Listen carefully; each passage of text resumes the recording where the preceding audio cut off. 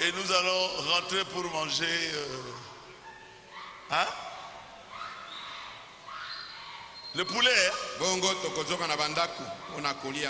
Mangez avec vos femmes. Pardon, mangez en famille. Mangez en famille, nature à table. Ayez de l'amour dans votre foyer. Amen. Amen.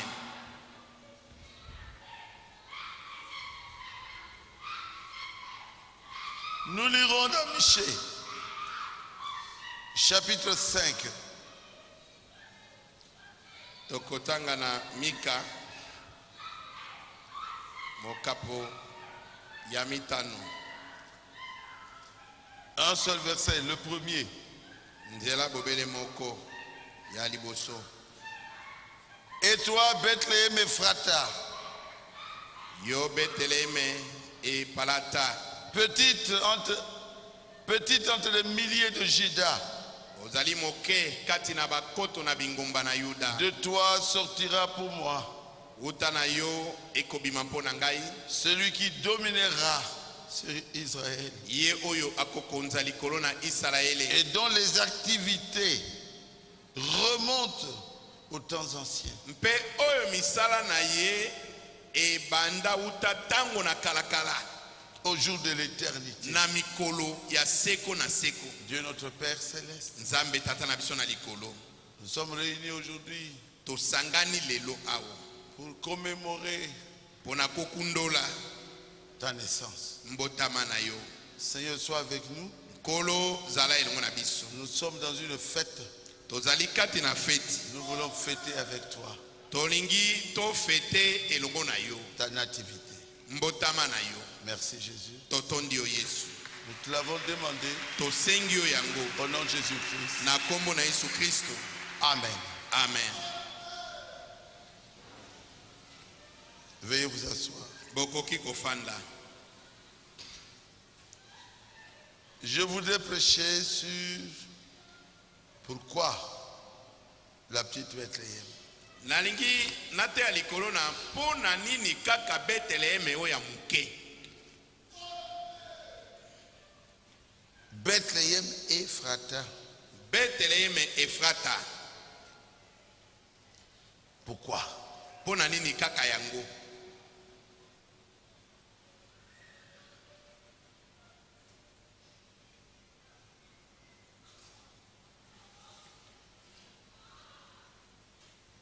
Et je crois que nous sortirons avec une réponse.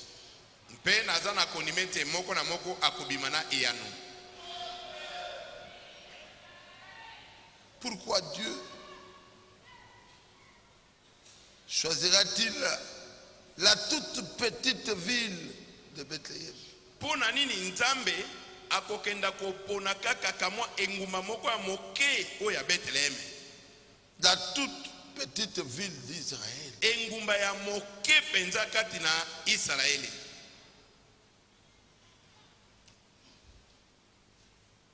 Pour la naissance de son fils unique.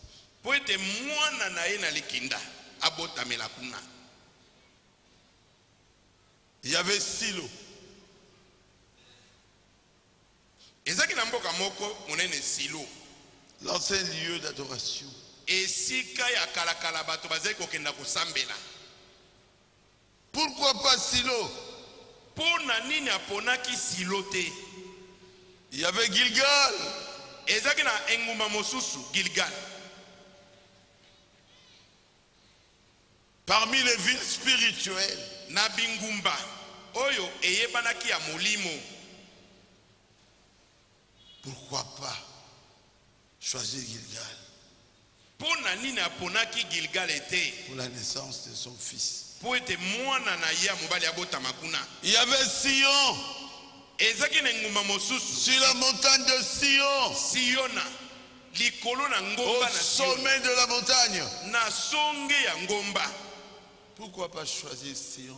Po na nini aponaki Siona te? Il va prendre Bethléem, akei kokamata kaka mwa Beteleme, la plus petite ville d'Israël. engumba ya moke moke na Israeli.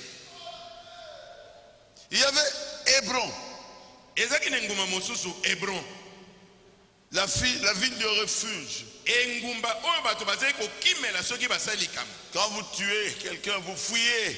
Soki obomi Dans moto, cette ville-là, vous êtes en sécurité. soki obomi moto, okimeli na engumba wana, asimba o lisusu te. Il y avait Ramoth en Galade, Et une Zalaki- autre ville de refuge. Ezalaki na engumba mosusu Ramote oyo ya Galati. Engumba mosusu bato bazali kokimela. Pourquoi il n'a pas choisi ces grandes villes Pona nini aponaki bingumba minene wana te? qui étaient des refuges Oyo ezaki bisika ya kokimela kobombana. pour les malfaiteurs? Pona bato na mabe. Là où il y avait la paix Esika kimi ezalaki. pour toute personne qui a commis des péchés. Pona moto nyonso ezalaki asali lisumu. Il y avait Kadesh Barnea, Ezalaki na Kades Barnea. une très grande cité, Ezalaki engumba moko ya monene. le siège même du jugement. Kuna nde bisika basambisi bazalaki kofanda. Et Dieu n'a pas choisi ces villes-là. Pe nzambe aponaki engumba wana te. Dieu n'a choisi que la petite Bethléem. Akei kopona kaka Beteleme oya muke. Pourquoi? Pona nini? Pourquoi? Pona nini? Pourquoi? Pona nini? Parce que Bethléem n'existait pas. Po Beteleme ezalaki komona na te, ezalaki te. Bethléem, quand on a donné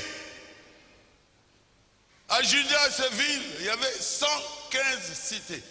Tango bakabolaki bingumba mpona Yuda, ezalaki na basite to bingumba mokama na 15. Et Bethléem aussi était là. Beteleme pe ezalaki na kati wana. Et Bethléem n'avait même pas été cité. Mpe tango batangi bingumba mokama na 15 wana batangaki ata Beteleme te. Pourquoi? Pona nini? C'était rien. Po emonanaki pamba. Une cité qui n'existe pas, Mwa mboka moko boye bakoki kokipe te. qui n'avait pas de la valeur. Ezalaki na motuya ata moke te. Matabish, Ezalaki lokola mwa bonus, bonus. mwa matabisi. Vous le savez? Boyebi yango? Oh Dieu, O Nzambe, Dieu est merveilleux. ozali malamu. Il nous prend des personnes de rien du tout Akokamata biso bato ya pamba pamba pour faire de nous ses enfants. po akomisa biso bana na ye. Frère Madame dit, Ndeko mwana malobi, vous verrez bokomona qu'il y avait 15 villes principales qui appartenaient à Juda. ete ezalaki na bingumba 15 minene oyo ezalaki ya Yuda. C'est le paragraphe 47. Ete na sango tuku mine En faisant le partage, c'est ce qui a été donné na kokabolaka mabele oyo epesamaki à Caleb. na Caleb. 115 villes, Bingumba mokama na 15 sans compter Bethléem. na kati na yango wana Beteleme etangami te. Oh. Parce que ça n'avait aucune valeur. Po ezalaki na motuya ata moko te. Dieu cherche nous qui sommes nés dans des villages. Nzambe alukaka biso batoto botama na zamba na mboka Tout près de la rivière. pembeni na mwa mai moko boye ezoti Pour devenir un jour président de la République. mokolo mosusu oyeba komisi yo président ya république. Il prend quelqu'un inconnu Akokamata moto moko oyo ayebana te qui est né à Lualaba. Et il fait de lui un gouverneur. azali mosika kuna soki wapi akomisi ye mokonzi ngumba. Pourquoi la petite Bethléem? Mpona nini Beteleme moke? Parce que Bethléem n'existait pas. Po Beteleme tolobe ezalaki nango te. Je vous dis la vérité. Nazolobela bino solo. Pourquoi Barouti? Mpona nini Baruti? Parce que je n'existais pas. Po Baruti azalaki na ye kutu te. Non. Te. Et je suis devenu le Joseph de ma famille. Pourquoi toi? Parce que tu étais tout petit. Et personne ne comptait sur toi dans la famille. Et tu es une fille de Dieu. Tu es un fils de Dieu. Et Dieu te prend. Et Dieu t'élève. Dieu élève qui il veut. Et Dieu rabaisse qui il veut. Mais pourquoi la petite Bethléem? Mais Baruch dit, toi-même tu dis la petite Bethléem. Dieu prend ce qui est petit aux yeux des hommes. Et David, rejeté dans la forêt, à la merci des lions, à la merci des ours, et c'est lui qui deviendra le roi d'Israël. Pourquoi Bethléem?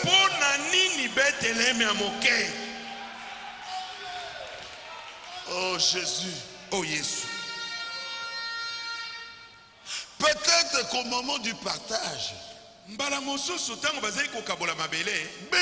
était tellement petite. Avec peut-être combien de maisons? 2 petites maisons. Comment appeler ça une ville? Comment? Est-ce que Josué est fou? Est-ce que Yoshua azana liboma? Non. Il dit je te donne 115 villes. Sans citer Bethléem. Ah! Pourquoi? Il n'y avait que 2 familles là-bas. Il n'y avait que 2 maisons. Mais il dit je te donne un bonus de Bethléem. Alléluia. Amen. Oh, c'est que vous déconsidérez. Un jour Dieu va l'élever.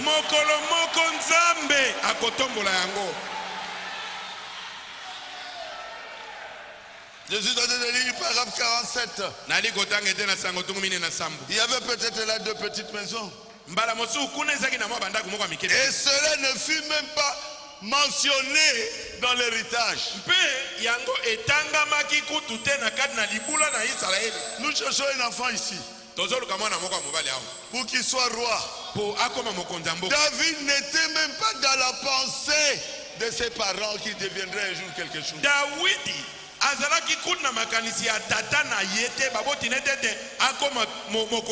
Celui-ci passe. Non, celui-là passe. Isaïe. Il dit, tu n'as plus d'enfant? Samuel a bien aimé. Est-ce que ça sonne à Banate? Il y a David. Limbisa Moko Azali David. C'est lui aussi peut être roi. Est-ce que Motoloko a yépé à qui ne comme pourquoi la petite Bethléem? Pour Nanini Bethléem Yamuke. Parce que la petite Bethléem est petite. Pour Bethléem Yamuke, Ezamuke. Et Dieu ne fait jamais exception de personne. Penzambe, aponaka ponaka batote, pona minene soki pona kitoko. Il élève qui il veut. Ye atombolaka oyo ya lingi.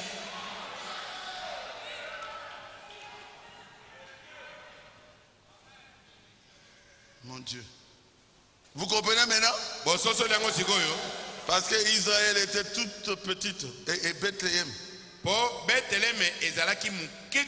Et abandonné.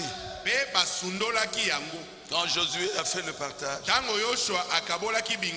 il dit je t'ai donné 115 villes.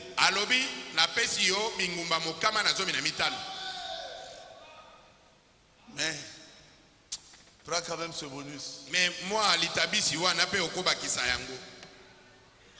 il lui donne le bonus et il ne cite même pas ça dans l'héritage.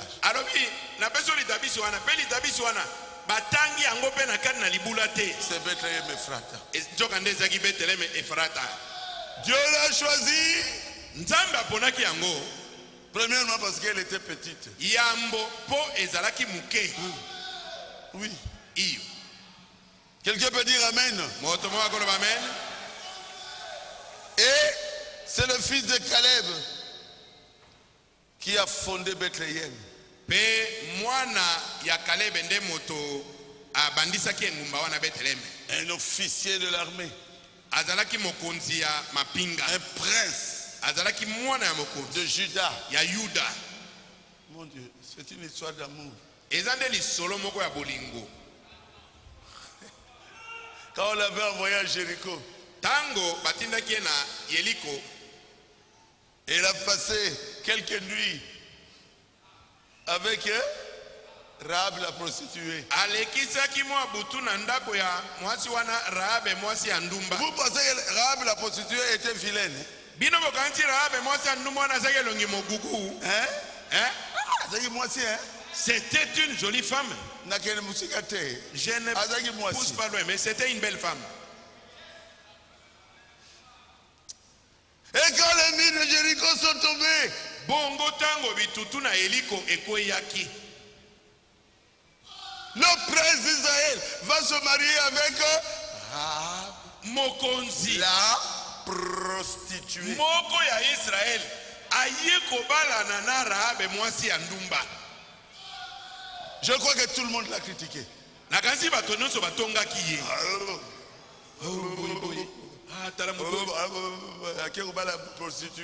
Il s'est marié à une prostituée. Dans la Bible c'est marqué Salmon. Na Biblia bakomi Salmon s'est marié avec Rahab la quoi? La prostituée. Babi Salmon abalani na Rahab mwasi ya ndumba. Et lui il était un prince d'Israël. Fils de Caleb. C'est une histoire d'amour. Bethléem est fondé sur une histoire d'amour. Si tu as déjà aimé, c'est fini. Même si on injurie n'importe comment. Vous pensez que Salma va changer? Non. Même si on dit de mauvaises choses à Jésus contre vous. Vous pensez que Jésus va vous rejeter? C'est une histoire d'amour. Ils ont dit bon nous allons là-bas. Babimbo, biso tokei kuna na mwa mboka wana. Parce qu'on parle un peu trop là. Po awa bisika tozali bato bazolo ba mabe mingi contre nous, likolo na biso, contre ma femme, likolo ya mwasi na ngai. Tokosa mboka biso kuna. Toke na mwa mboka na biso ya muke wana. Jésus, oh Yesu, Dieu est merveilleux. Yesu azamaramu. Oh! Quand ils sont allés là-bas, la terre là est devenue fertile. Mabele wana ekomi na vitamine ebele. Quand vous vous mariez avec Jésus, soki obalani na Yesu, vous devenez fertile. Okokoma na vitamine mingi.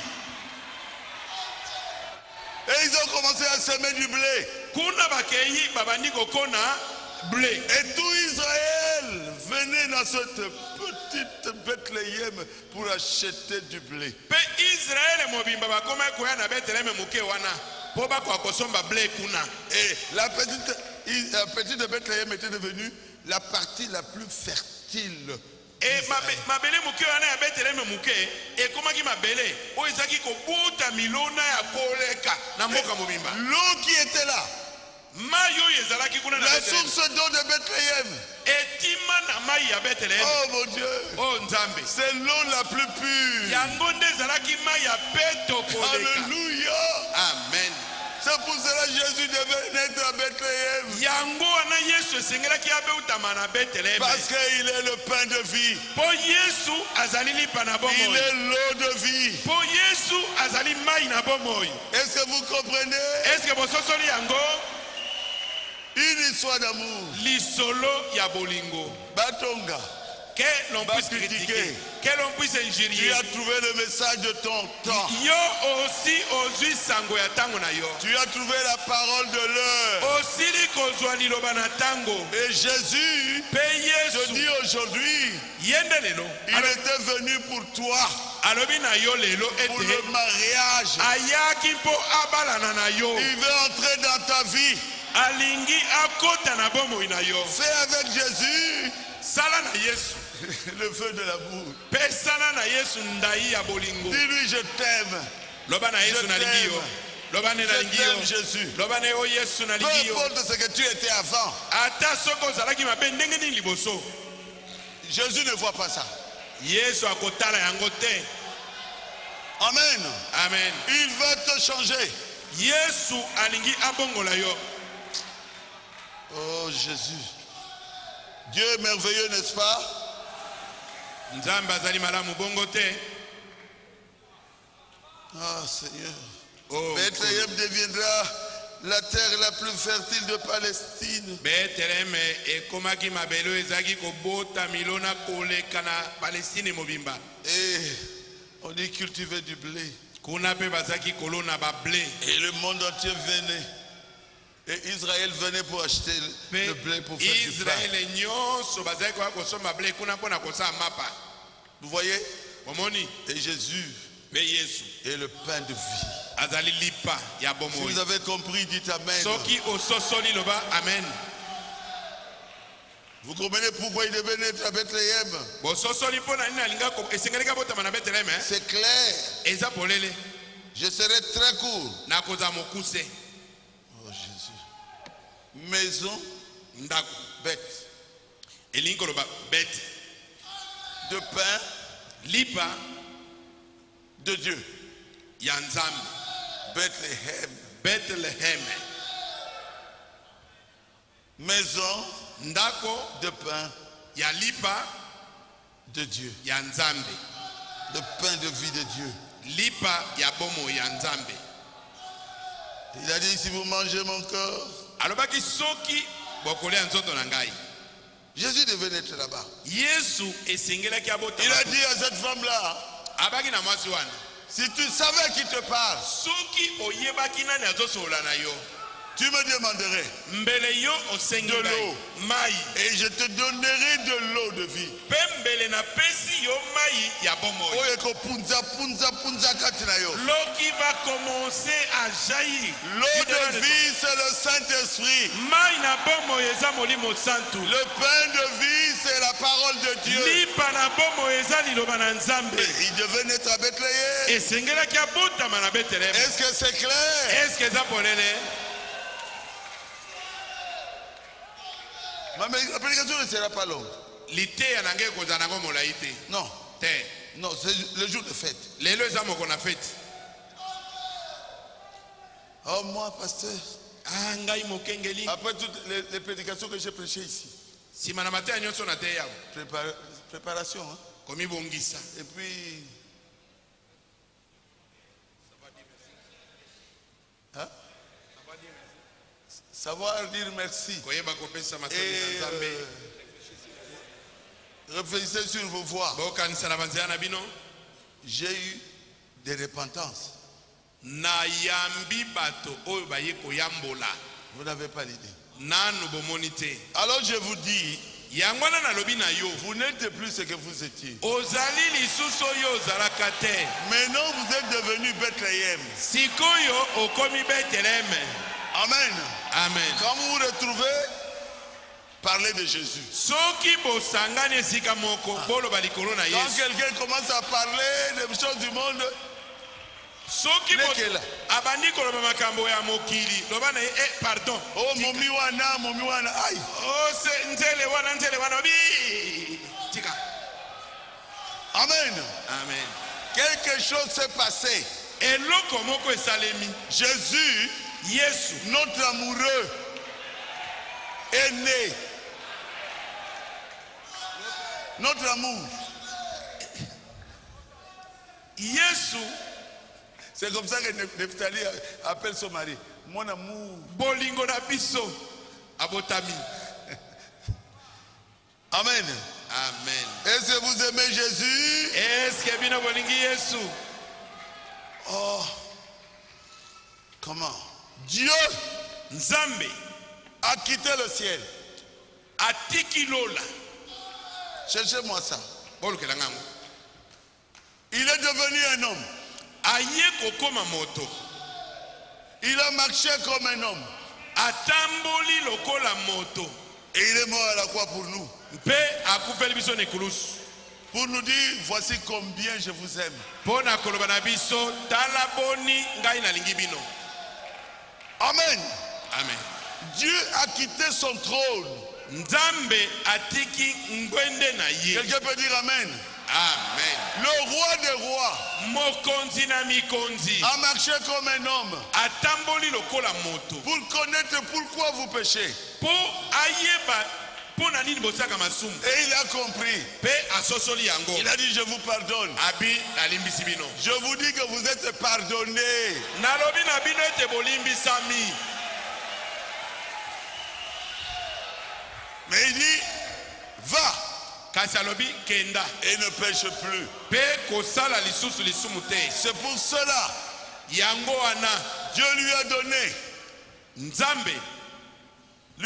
le nom qui est au-dessus de tous les noms. apesi ye kombo ezali likolo na bakombo nyonso. Afin qu'au nom de Jésus, Po ete na kombo na Yesu tous genoux fléchissent. libolongo nyonso ebukana. C'est ça. Philippiens ou... Hein? Ah, c'est ça. Et Feu Madame vous donne des conseils. Pe ndeko bana mazopesa biso batoli. Une affaire d'amour. Ezali lisolo ya bolingo. Rahab la prostituée avait souffert. Rahabe mwasi na ndumba amonaki pasi. Ah, prostituée. Abitala mwasi tala yekuna mwasi na ndumba. Prostituée. Aye kozwela biso bokonzi. Prostituée. Mwasi ya ndumba. Mais prince assez alingingai. Alingingai. Mwana bokonzi. Asi alingi ngai. Où est votre problème? C'est fini, non? Esili. Ruth, la Moabite, avait souffert. Ruth oyo ya Moaba anyokwamaki. Qui a déjà vu le film là? Nani asala nda film ya Ruth? Il va chercher de l'eau, on dit Ake Moabite. poto kama iboye babandi kozomela yi. Beta Lissassi na rétroviseur. Ne regarde plus à ta vie passée. Dieu t'a accepté tel que tu es. Casse les rétroviseurs. Kotala lisubo moina yo oyeleka te. Nzambe andimi yo ayambi yo ndenge yo zali. Quand il vient puiser de l'eau, tout le monde fuit. Soki ayena liziba poto kama ibasi mosu nyonso bakimi. J'ai vu le film de Ruth la Moabite. Namona film ya Luta moto mwana na wasi na Moaba. Moabite. Moaba. Pécheur. Moto na masumu. Mais Boaz Kasi Boaz a aimé Ruth la Moabite. alingaki Ruta mwana mwasi ya ba Et Moaba. Boaz était un prince d'Israël. Boaz était un prince Azaki d'Israël. mokonzi na Israël. Vous allez enlever ça comment? Yo okolongola ngo ndenge nini? Rahab la prostituée est dans la lignée de Jésus. Rahab mwasi ya ndumba azali kati na mokitani ya Yesu. Batiaka basité na ba juif.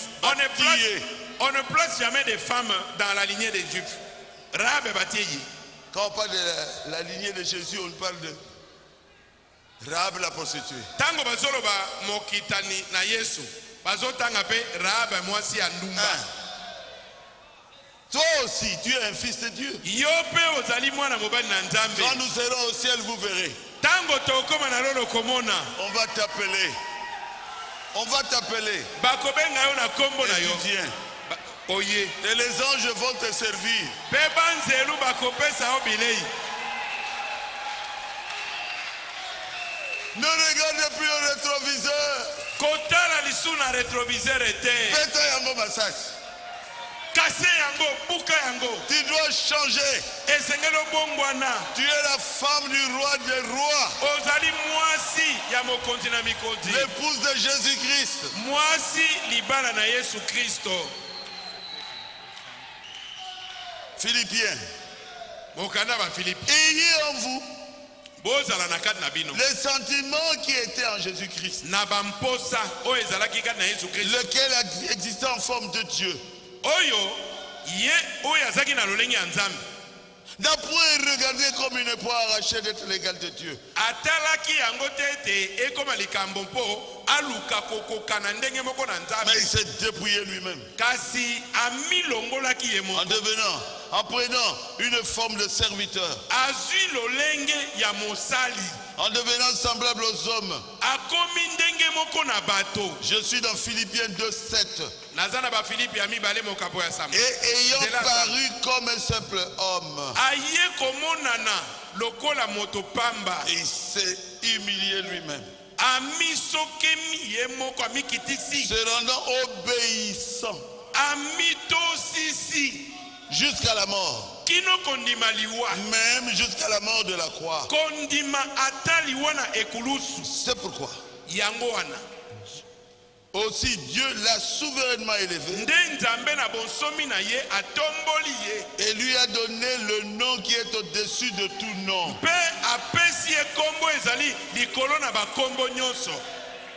Avec le nom de Jésus. Tout genou fléchisse. Dans les cieux. Sur la terre, sous la terre, et que toute langue confesse que Jésus-Christ est Seigneur, à la gloire de Dieu le Père. À la croix il a crié, mon épouse, l'épouse de Jésus-Christ. Écoutez-moi bien, épouse de Jésus. Je vous aime tellement. Il a payé au double.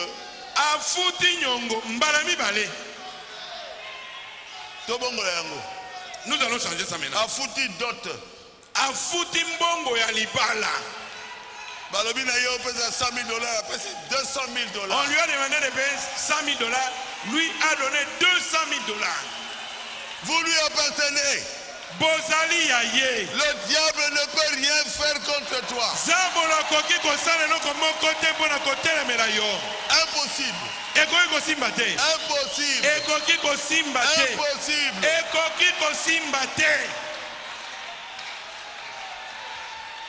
Vous devez savoir qui vous êtes. Est-ce que vous savez qui vous êtes? Vous êtes l'épouse de Jésus-Christ. Vous êtes Bethléem spirituel. Là où Dieu doit naître. Et vous allez chanter partout. Comme les anges. Comme les anges. Comme les anges. Parce que le roi des rois est né dans mon cœur.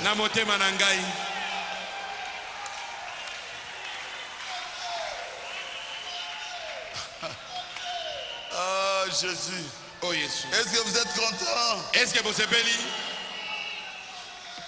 Oh frère, je ne change pas.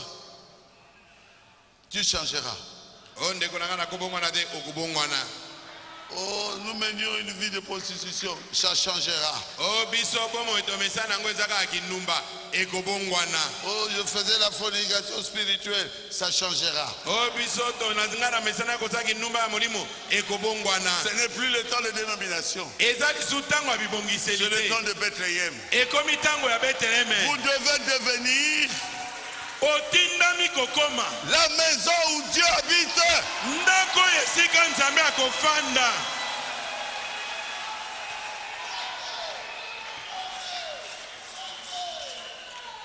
Ne regardez pas à vous. Tournez vos regards vers Jésus. Comment le roi des rois a quitté le trône. mokonzi na bakonzi alongwe na kiti na Il bokonzi ne vient pas pour échouer. ayete mpo akweya Les anges ont chanté. banzelu bayembi nzembo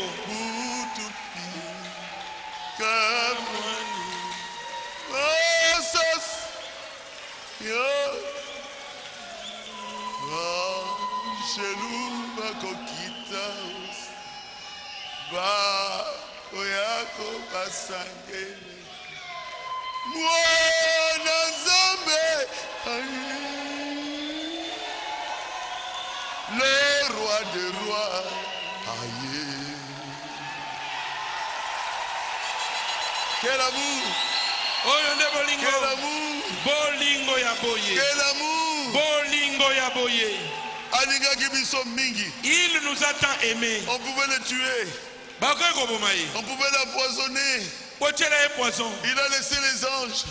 ayambi banji atiki banji Il a laissé les gardes-corps. atiki bagarde corps na ye Et il est sorti seul. abimi ye Le moko diable veut le tuer.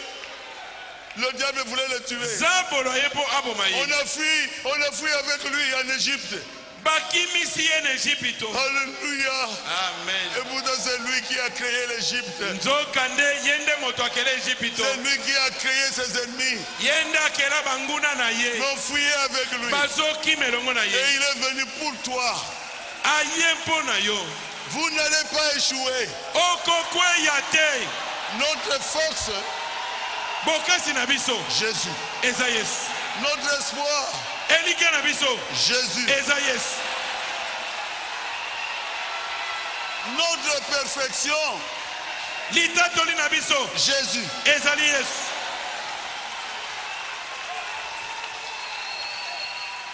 Pourquoi la petite Bethléem? mpona nini beteleme ya moke Dieu ne travaille pas avec des orgueilleux. nzambe asalaka mosala na bato na lolendo te Jamais. soki moke te Il travaille avec les hommes. asalaka mosala na bato ya komikitisa Il est venu ayaki humblement parmi les gens. na komikitisa nyonso kati na bato Il a touché nos pieds sales.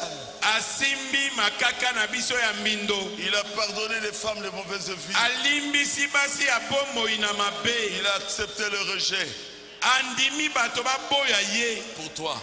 mpo na yo Pour toi, ma fille. mpo na yo mwana nga mwasi Pour toi, mon fils. mpo na yo mwana nga mobali Et il dit, pour toi, je meurs.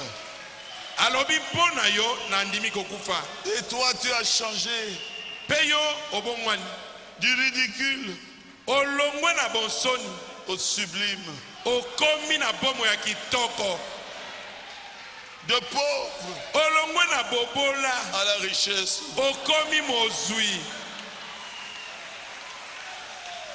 de la maison de servitude olongwe na ndako ya bowumbu à la femme d'un prince.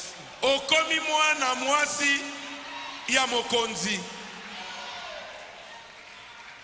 Et tous ces princes-là représentaient Christ. mpe bakonzi nyonso wana bazalaki kotalisa C'est kilisi le paragraphe 57. ete na sango tuku mitano na sambo Ce capitaine bakapitene wana représentait Christ azalaki kotalisa kilisto qui s'est choisi quoi? amibonelaki nini Une épouse parmi les nations. mwasi na libala kati na bato na mabota Amen. amen C'est ce que je vous disais, c'est une histoire d'amour. yango nde nalobelaki bino ete ezali lisolo ya bolingo Est-ce que vous aimez le Seigneur Jésus? eske bolingi nkolo yesu Il faut lui dire, je t'aime. esengeli olobaka na Dis yesu à ete haute voix, nalingi je yo t'aime, Seigneur Jésus. loba na ye nalingi yo nkolo yesu Nous commençons à réaliser des grandes choses. tobandi kosala makambo minene Le blé, ble toute la Palestine venait de ya palestine mobimba eza kouta wapi la petite Bethléem. ezowuta na betelema moke Aujourd'hui, lelo le monde entier mokili mobimba nous suit bazolanda biso sur le net. na internet Pourquoi? mpo na nini Nous avons été mariés par Jésus-Christ. Le monde entier nous suit. mokili mobimba bazolanda biso Nous sommes mariés par Jésus. Frère Ouais, Branham t'es- dit du ridicule au sublime. oyo ete alobi kolongwa na bonsoni kokóma na bomo ya likolo Et avez-vous remarqué? eske bomoni Il yango a épousé un prince de la maison de Juda. nzambe akei kobala Un capitaine. Ce capitaine représentait Christ. Qui aujourd'hui s'est choisi une épouse parmi les nations. Je vous dis mes frères, croire dans cet homme mauvais. C'est Jésus qui vous a attiré. Il y a de ceux qui disent moi je ne crois pas. Je ne crois pas. Je ne crois pas en Dieu. Je vous dis la vérité.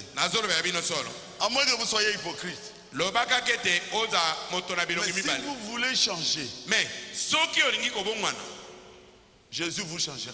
Il a changé Marie de Magdala. Il a changé Rahab la prostituée. Il a changé Ruth la Moabite.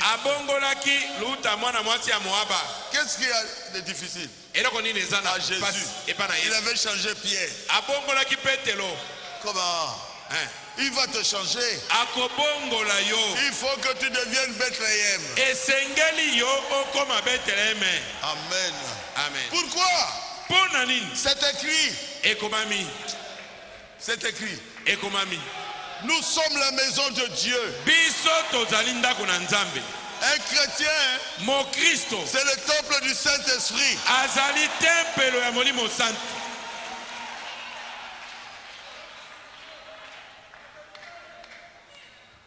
Moi, j'ai cru depuis plus de 45 ans. Le diable a souffert. Aucune dalil m'a eu.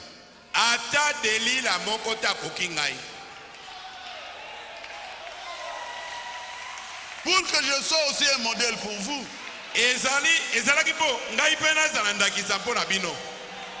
Placez votre vie, votre cœur, votre âme dans les mains de Jésus. Vous verrez la gloire de Dieu. Vous verrez la gloire de Dieu. Aujourd'hui, je ne prêche pas sur le péché.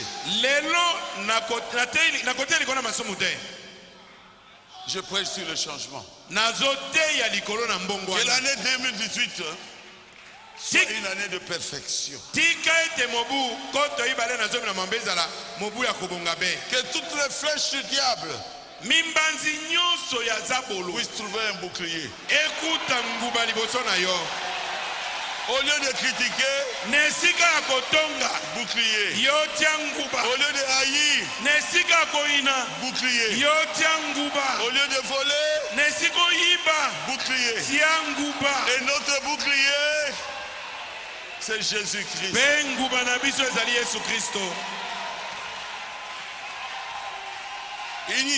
C'est son sang qui couvre tous nos péchés.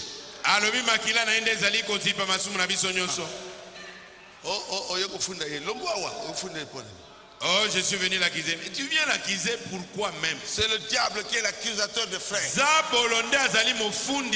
Vous devez prier les uns pour les autres. Parole 70. Observez Boaz. Qui représentait qui? Christ. Où se trouvait-il? À Bethléem. Amen. Amen.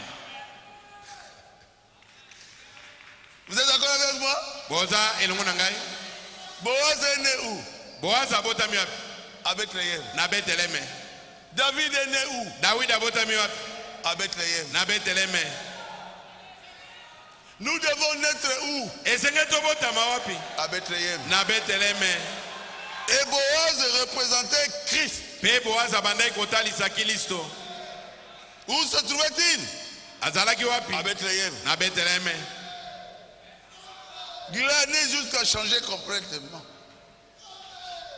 Oh, toi, Bethléem, Glanez, lisez le message. Réécoutez encore les prédications du pasteur Barouti. Les bandes de frère Branham. La Bible tous les jours. Continuez à glaner. Un jour, Notre époux reviendra. Nous allons le rencontrer où? Dans les airs. Il a payé le prix. Vous appartenez à Dieu et non au diable. Si vous avez compris, dites Amen.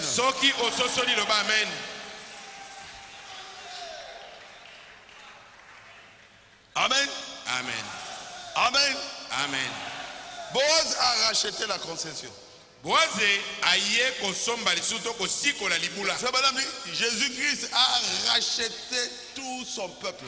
Nous sommes sa concession.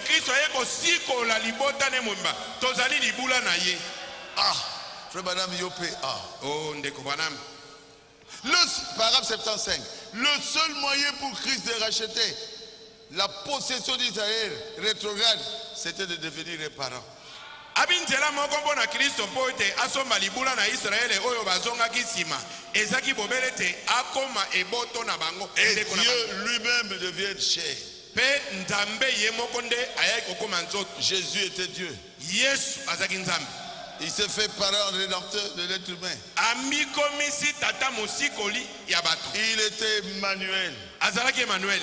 Jéhovah Rapha. Jéhovah mobikisi. El Rapha. Azalaki Jéhovah mobikisi. Jéhovah Shammah. Azalaki Jéhovah oazabisika et il est mort pour toi. Akufelaki yo. Il a pleuré. Alelaki. Avec ceux qui pleuraient. Ndaboyo bazaki kolela. Il a marché avec les pauvres. Atambolaki na babola. Il a aimé tout le monde. Alingaki moto nyonso. Il dit si vous donnez quelque chose aux pauvres, c'est à moi que vous alabaki soki bokabeli mobole loko bokabeli ngai. Frère. Ndeko. Frère. Ndeko. Prenez la vie de Jésus en vous. Kamata bombo ina Yesu kati na yo. Et vous verrez la gloire de Dieu. Nde okomona nkemo na Nzambe. C'est par le Saint-Esprit que Jésus va vivre en nous. Oh, nous serons critiqués. Ah oui, lui aussi il était critiqué. Il s'est tenu au sommet du mont Golgotha. Paragraphe 77. Et il était élevé entre ciel et terre. Pour servir de symbole, montrant qu'il avait racheté tout ce que la race humaine avait perdu. Alors toutes les bénédictions doivent revenir sur nous. Mais comment un homme peut-il mépriser la guérison divine? Comment un homme peut-il mépriser la puissance de la résurrection? Il a dit j'ai racheté la race humaine entière. Exactement comme Boaz, n'est-ce pas? C'est une affaire d'amour. Il nous a racheté, nous qui étions perdus. Il est notre parent rédempteur. Il s'est fait chair et habité parmi nous. Et il avait un emblème. Emblème. Sur l'emblème était écrit tout est accompli. J'ai jeté leur péché dans la mer de l'oubli. Le drapeau d'un chrétien, c'est dire aux gens, vous me condamnez pour rien. Tout était accompli à Golgotha. Tous mes péchés ont été pardonnés. C'est par grâce que j'ai été sauvé. Par le moyen de la foi en Jésus-Christ. Par le moyen de la foi en ce que Jésus a fait à la croix. Quelqu'un peut dire gloire à Dieu. Quelqu'un peut dire merci Seigneur. Merci Seigneur. Je crois que je suis tout point de terminer. Vous êtes avec moi? Les anges ont chanté. C'est bien. C'est la fête. Les bergers et les prédicateurs vous ont prêché que Jésus est né à Bethléem. Les mages sont venus avec des cadeaux. Ouvre ton cœur. fungola motema na yo. Bethléem ce soir, Bethléem na poko, Jésus veut naître dans ton cœur. Yesu alingi abotama na motema na yo. Peu importe ce que le prédicateur dit. Ata mote ya lobi nini. Si Jésus n'est pas dans ton cœur, Soki Yesu aza na motema na yo te, tu n'as pas de Bethléem. oza na Bethléem te.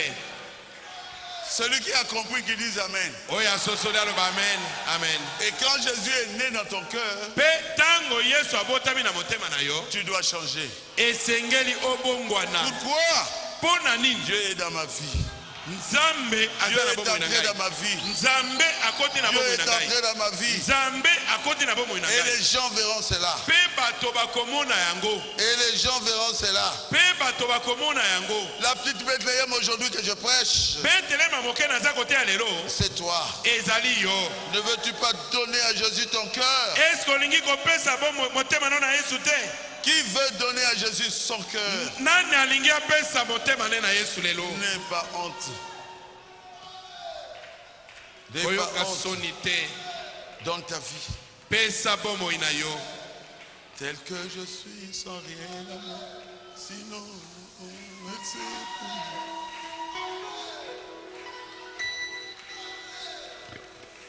Qui veut donner sa vie au Seigneur? Nani alingi kopesa bomoi na ye na nkolo? Qui donne sa vie? Levez la main simplement. Tombola kaka loboko esiko zali. Oh, j'ai vu. Namoni. J'ai vu. Namoni. Vous devez savoir que vous êtes des enfants de Dieu. Bientôt, c'est la troisième guerre mondiale. Esengeli boyebete boza bana nzambe kala mingi te awa. Eze etuma monena ya mokili ngomba ya misatu. Je veux que personne ne manque à l'enlèvement. Nalingi te moto moko azanga linetwa. Donne à Jésus le cœur. Pesa na Yesu motema na yo. Dis à Jésus ce que tu es réellement. Yebisa Yesu oyo yo ozali penza. Et dis à Jésus, viens naître dans ma vie. Loba na Yesu ete yaka kobotama na bomoi na ngai. Que le Saint-Esprit vienne sur moi. Molimo santu aya likolo na ngai. Que je change. Na bongwana. Que je sois une autre personne nakoma moto mosusu en 2018. na mobuko to ibale na zomi na mwambe. Je puisse abandonner mes faiblesses. Natika bolembu na ngai na sima. Que je sache moi-même que Jésus vit en moi. Na yeba ngai moko ete Yesu aza kobika na kati na ngai. C'est pas une religion. Ezali losambo te. C'est Jésus. Ezande Yesu qui vit en moi. Oyo aza kobika kati na ngai. C'est pas ce que le prédicateur a prêché. Ezali makambo mote ya tei te. Mais c'est moi. Kasi ezali ngai. Moi-même j'accepte Jésus. Ngai moko na yambi Yesu. Je veux signer quelque part. Na kotia mokolo to nesika moko. Je fais un vœu avec toi. Na sali tai elongo na yo Yesu. Le mariage commence aujourd'hui. Libala na ngai na yo ebandi lelo. C'est une histoire d'amour. Ezali lisolo ya bolingo. Ne m'abandonne pas. Kotika ngai te. J'ai des faiblesses. Nazali na bolembu Je lokola compte sur toi. kasi natieli yo motema. Natieli yo motema. Chantez un peu. Yemba yango na Je suis. tel que Je suis sans rien en moi, sinon ton sang Priez. versé pour moi, et toi qui m'appelles à toi, agneau de Dieu, je viens, je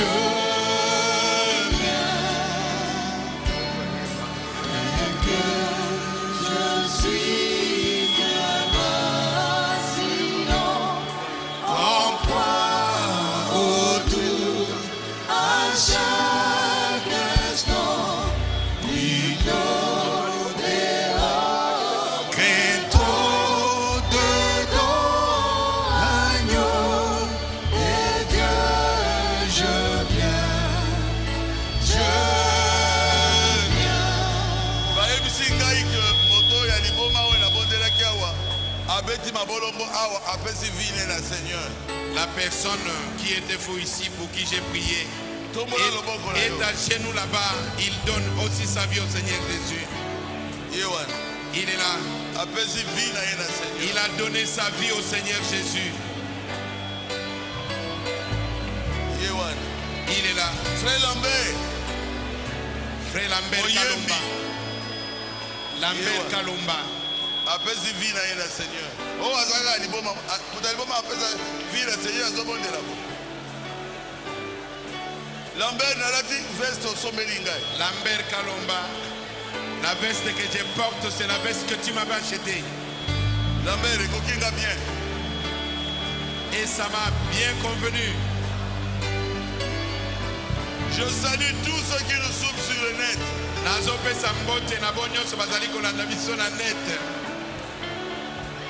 Priez.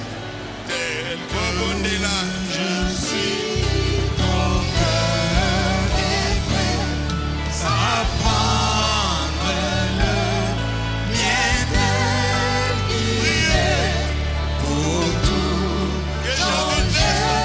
Sauveur, parfait agneau de Dieu, je viens,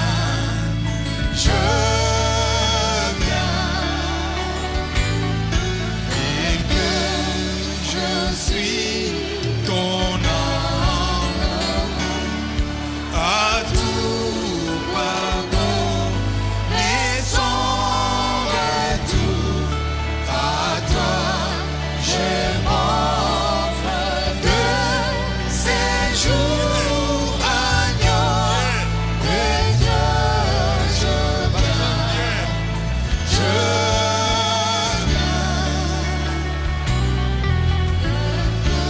C'est votre jour aujourd'hui. C'est votre jour aujourd'hui. Lelo ezali mokolo na yo. Ne passez pas ce jour. Kolekisa mokolo na lelo te. Priez avec la sincérité, toute sincérité. Bondela na motema moko. Et Dieu entrera dans ta vie. Benzambe akokota na bomoi na yo. Et Jésus va naître dans ton cœur. Yesu akobota na motema na yo.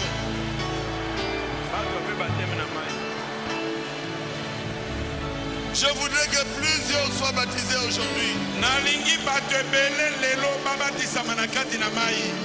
Bapesa motema na bango na Yesu. Je voudrais que plusieurs soient baptisés aujourd'hui. Nalingi bato ebele lelo babatisama na mai.